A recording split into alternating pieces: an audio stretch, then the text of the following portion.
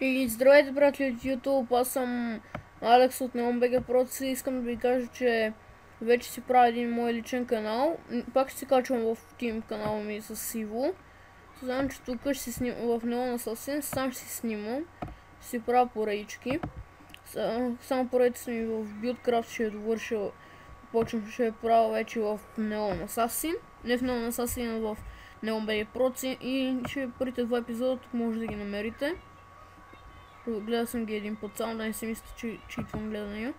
И че сега имам ето 14 гледания от последния един ден, защото не се апдейтнал. Прогнозирано време на гледане минути 14 показва и че още не е апдейтното.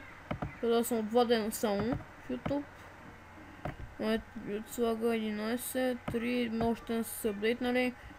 Не се апдейтнал новия клип. Това е един банър, който направих набързо. И искам да кажа, че тук този канал може да очаквате различни поредици на Minecraft, Hearthstone, CS, Source, CS16, скоро може би CSGO,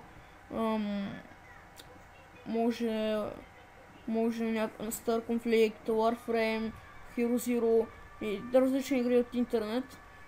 Може да очаквате в този мой нов канал. Ще ви помогна да се абонирате и между другото правя и спид артове на банери. И ако искате, трябва да ми пишете на Skype NeonBG Pro, за да се разберем какво ще искам. Не ги правя за пари някакъв път ги правя за ефтини, за SMS по 1,20, но не винаги. Някакъв повечето пъти ги правя безплатно. Ги правя замяна на айтеми или нещо в някоя игра или някой сервер на Minecraft. Ето го, за да ми намерите канала, пишете MR Neon Assassin. Ето това пишете и ви излизам. Ето Neon Assassin, 2 дни, един видеоклип, един ден 8, 2 дена 26. Влизате. Иначе в ето този NeonBG Pro. Да, там ще снимам също.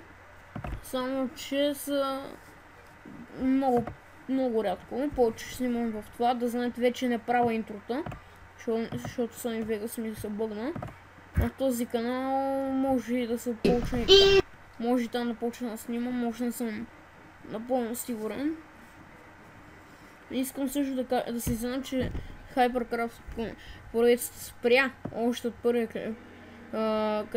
След като нали, NeonBG Pro ще снимам и тук снимах, преди съм правил на Assassin и тук качих първия клип от Hypercraft, но искам да се изнена, защото